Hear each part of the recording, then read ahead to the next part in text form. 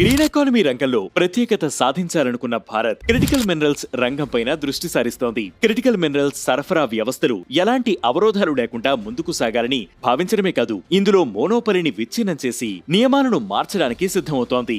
ఇందుకోసం మల్టీలెటరల్ డిప్లొమసీని ఆయుధంగా వాడుతోంది. ఈ దిశగా ఇండియా ఎలాంటి చర్యలు తీసుకుంటుందో చూద్దాం.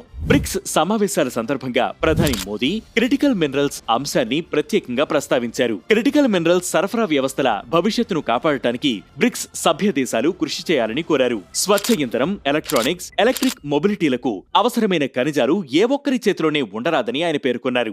ఏ ఒక్క దేశం ఖనిజాలను ఆయుధంగా మార్చుకోకూడదని చెప్పారు. ఆయన ప్రత్యేకంగా పలానా దేశమని ప్రస్తావించలేదు. క్రిటికల్ మినరల్ సరఫరా వ్యవస్థలు సురక్షితంగా, ఆధారపడదగ్గదిగా, అందరికీ సమాన అవకాశాలు దక్కేలా ఉండాలని ప్రధాని కోరారు. ప్రస్తుతం చైనా ప్రపంచంలోనే అతిపెద్ద రేర్ ఎర్త్ మెటీరియల్స్ ఉత్పత్తిదారుగా ఉంది. 90 నుంచి 95% ప్రాసెసింగ్ చేస్తూ అది ఈ రంగాన్ని శాసిస్తోంది. జియోపొలిటికల్ గా తన ఆధిపత్యం సాధించడానికి దీనిని ఆయుధంగా వాడుతోంది.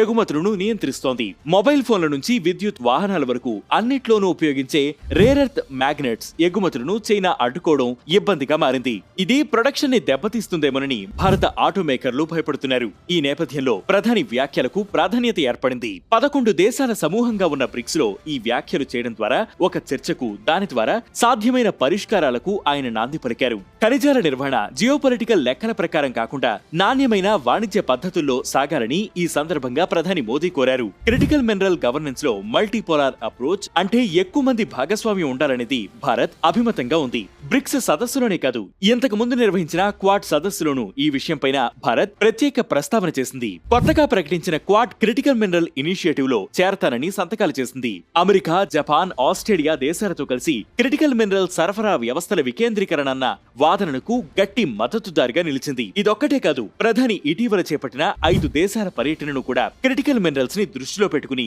డిజైన్ చేశారు. ఘనా, నమీబియా పర్యటనను ఉదాహరణగా చెప్పొచ్చు. ఇక్కడ ద్వైపాక్షిక ఒప్పందాల ద్వారా వనరులను సంరక్షించుకోవడానికి తగినన్ని జాగ్రత్తలు తీసుకున్నారు.